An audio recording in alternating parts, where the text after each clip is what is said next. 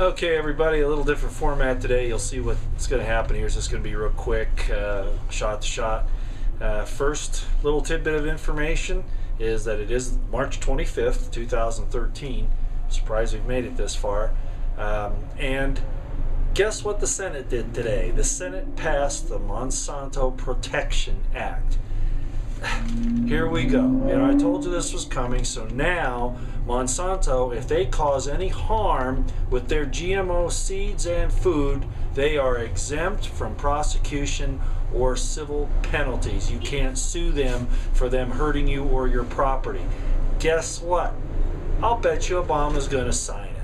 I'll bet you anything he does. Okay, and the next piece of information is, of course, Cyprus. Wow, 40% of every account over 100,000 euros. That's not really a lot of money, especially when you consider that that's a retirement island for a lot of Europeans. A lot of different people are there. The little people that are making less than that, they're using it for checking or however, they're not going to be touched by it, but everybody over the 100,000 euros will be. Now, what does that mean? It means investors are going to go someplace else. They're going to shut that island down. They say that Cyprus is so lucky they got their bailout. No, those banksters are robbing them.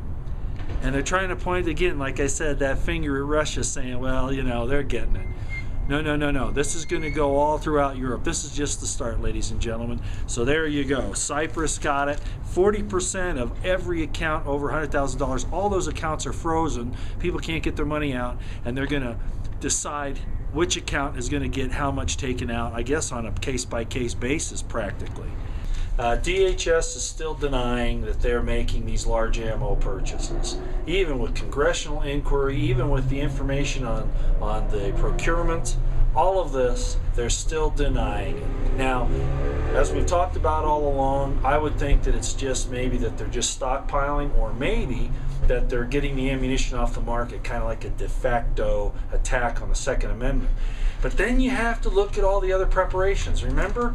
Look at the thing from a military perspective. What else is going on? The armored vehicles, the armored vests, bulletproof vests, the assault rifles, the sniper rifles, the sniper ammunition. You add all of this up, and guess what?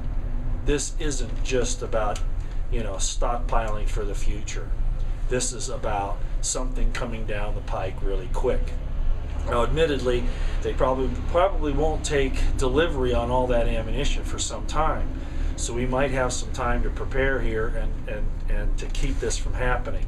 Defunding DHS would be a great idea, and then requiring them to return all that stuff back into the Department of Defense. But don't bet on it. Okay, and another issue today. The Galveston, Texas Bioweapons Lab. Guess what they're missing? A whole vial of Venezuelan virus, some of the deadliest stuff around. And you remember what happened with the anthrax scares a few years ago? Where they found out the anthrax came from? Fort Meade, Maryland. Isn't that surprising? Well, I wonder where this is going to show up, ladies and gentlemen. A bioweapon, loose and unaccounted for.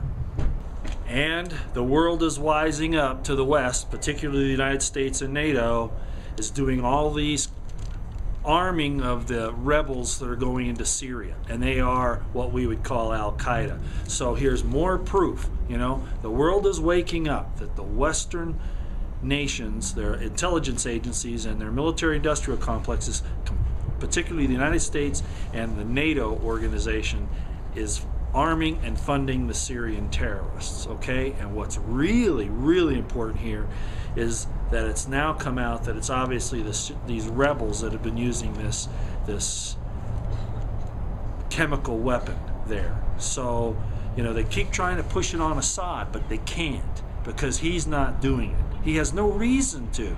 No reason to. He's not going to harm his own people or take that chance. It's bad enough with conventional weapons. So they're getting caught with their pants down. But you know what? I'll bet you they still don't stop. Just murder more and more and more people. That is the Agenda 21 plan.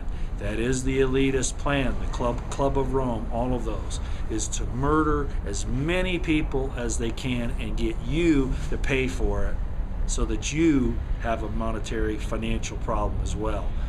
Okay? What do you think of that? And I thought I'd end on this note. Do what you can every day to try to turn this aside. I don't think it's possible, but you know, the resistance is part of the victory, and I've heard that before. Maybe you have too. Use your First Amendment as long as it's around, okay?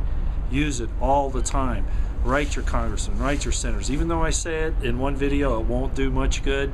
The point is, you have to still do it. You still have to make the effort to tell these guys and these women, these men and women that think that they're so special up there, that they're the servants of the Constitution and the Bill of Rights and the people, not of themselves or the federal government.